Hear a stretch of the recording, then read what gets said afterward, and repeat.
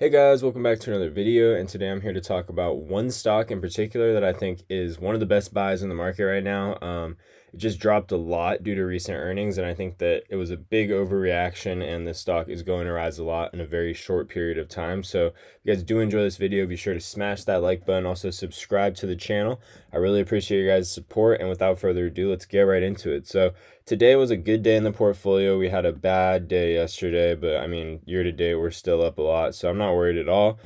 The stock that we're here to talk about today is Elf. So Elf Beauty had a very big drop. I always talk about this stock. I talk about how you should buy it. I am a big supporter of Elf Beauty. It's one of my larger holdings in my portfolio. I made a lot of videos on it. I made videos about it when it was 145. I made videos about it when it was $50. Whenever you guys bought, that's, I'm making videos, giving advice. I saw some people go back and comment on some videos. For me investing, if I bought Elf at 145, I think it's worth 145. I'm not worried at all if the stock drops to $80. I'm doubling down on my investment. I bought Elf for an average cost of $120. That's where I started buying Elf a year ago, is, right around right here. Right when it dropped this first time, I said, okay, I'm going to load the boat on Elf. I bought a lot of it for 120 bucks.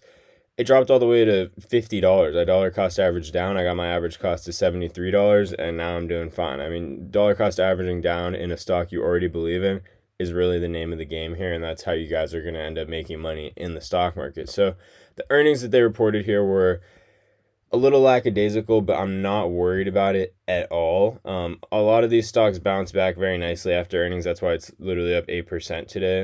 That's pretty much just what happens when stocks drop so much. You see right when market opened, it just shot up 5-8%. That's just what happens.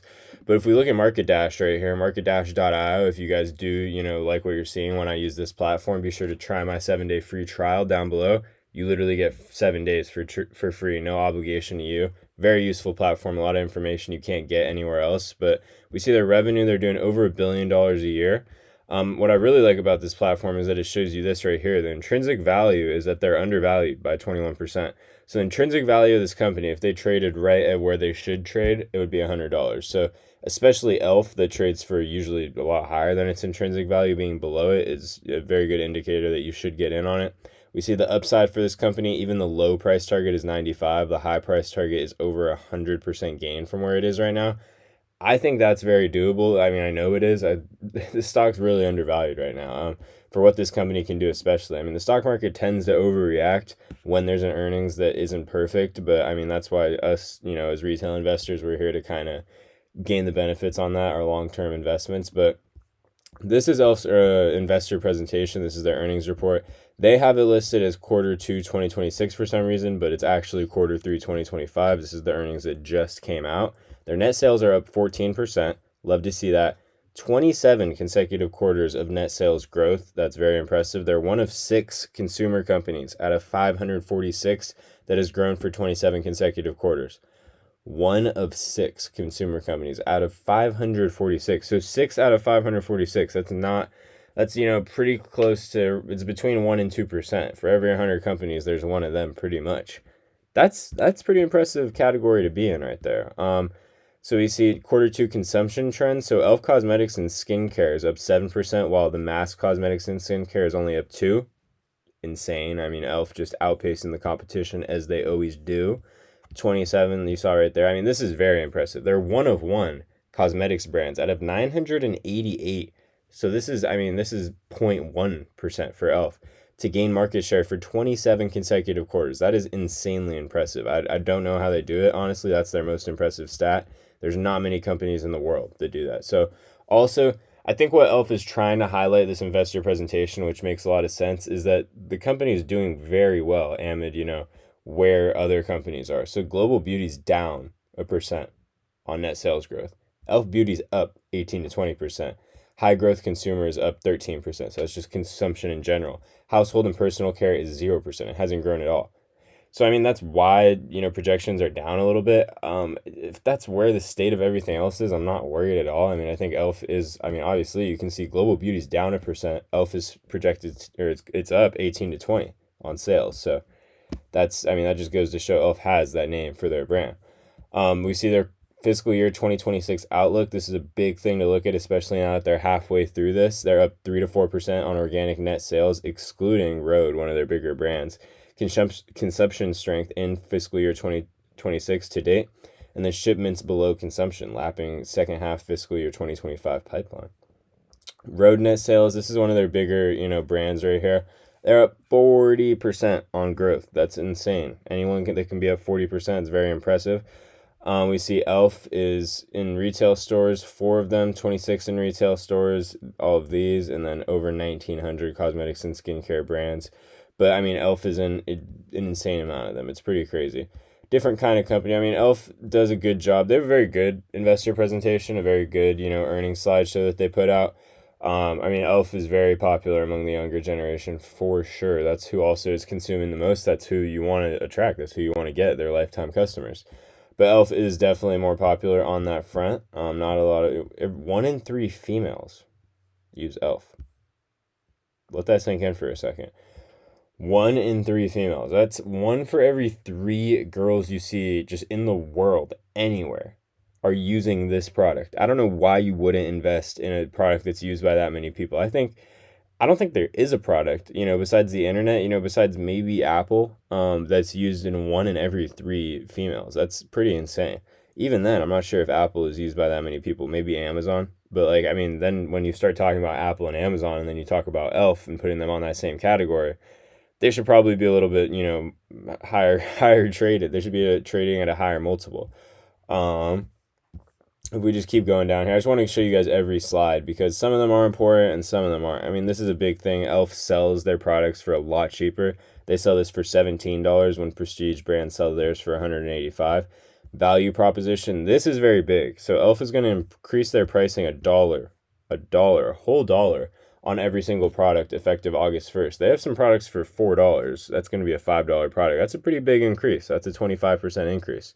So they're going to feel that on the top line, and I don't think people are going to stop buying e.l.f. because they increased their product by $1. They're still by far the cheapest. So when they do that increase, I think we're really going to see them benefit on the top line. Also, we see, linear feet per store. I mean, this company's taken over these stores. It's really just a lot of people go in there just to get e.l.f. I know a lot of girls that do just go, go to Walmart, go to a Target just to get their e.l.f. product. They're also growing very fast internationally. I love to see that with e.l.f. I think that international is the future for these bigger brands that already have their market capitalization in the U.S., obviously. So international growth up 2%. They're not growing as fast as the U.S., but I also, it's also a good sign that they are growing internationally. Also, their skincare brand growing. I just want to, highlight that their skincare brand I'm much more worried about than their cosmetics brand. They're doing good in cosmetics, but in skincare, I know that, that's where we want them to be making their money. That's where we want them to be growing because, like it said, 1 in 3 females use e.l.f. cosmetics, but I'm sure that, 1 in every 100, 200, 300, 400, 1,000 men use e.l.f. cosmetics, and it's just for the skincare or maybe the makeup. So a lot of men don't use makeup, some do, but the ones that don't use skincare. I mean, a lot of men do use skincare. Pretty much everyone uses skincare. So that's becoming an increasingly more popular thing, and e.l.f. has a skincare brand. They have some skincare products, and the more that they can capitalize on that, the more people they get, onto using e.l.f. skincare, the better. That's, that takes only 50% of the world being their market all the way to 100. So that would be great. So yeah, I mean, that's basically the outlook right here. And then I kind of wanted to go over why e.l.f. dropped, just, a little Yahoo Finance article about what happened with e.l.f. So the shares of the cosmetic company e.l.f. Beauty fell 32.6%. I mean, it was a sizable drop for sure. We take it, a week. e.l.f. is down 35%. They were trading for $121, and then at their lowest after this earnings, they dropped all the way to $70. Surprisingly, it's not their 52-week low. Their 52-week low is below $50, but $70 is pretty cheap for this company. I mean, even if you could have gotten it at $70, you'd already be up, almost 15% pretty much. I mean, that's pretty crazy. But so e.l.f. dropped a lot, and this is because their adjusted earnings per share beat expectations, but revenue fell short of analyst estimates.